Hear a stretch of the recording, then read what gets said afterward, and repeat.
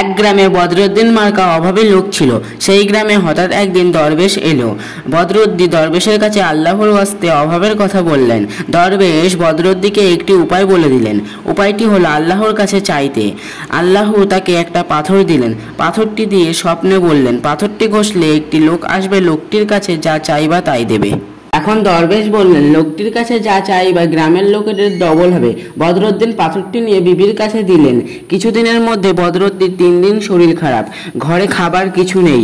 বদরুদ্দিন বিবি পাথরটিকে ঘষলেন। সেখানে একটি লোক আসলেন, এসে বললেন, তুমি কি চাও? বদরুদ্দিন বিবি লোকটির কাছে 200 টাকা চাইলেন। এইভাবে কিছুদিন কেটে গেল। এরপর বদরুদ্দিন ঘর ভেঙে গেল।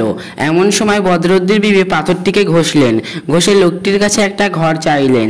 বদরুদ্দিন বাড়ি ফিরে দেখে গ্রামের সমস্ত বাড়ি দোতলা, বদরুদ্দিন বাড়ি একতলা। বদরুদ্দিন ভীষণ রাগ হলো। বদরুদ্দিন নিজে পাথরটি ঘষলেন। এমন সময় লোকটি আসলেন। লোকটি এসে বদরুদ্দিনকে জিজ্ঞেস করলেন, কি চাও? বদরুদ্দিন বললেন, আমার 1 হবে আর লোকের 2 হবে? লোকটি বললেন, হ্যাঁ। বদরুদ্দিন বললেন, আমার 1 চোখ কানা করে দাও, তাহলে গ্রামের সমস্ত মানুষের 2 চোখ কানা হয়ে যাবে। বদরুদ্দিনের মতো মানুষ বেঁচে থাকলে কি হবে? আপনারা কমেন্ট করে জানান।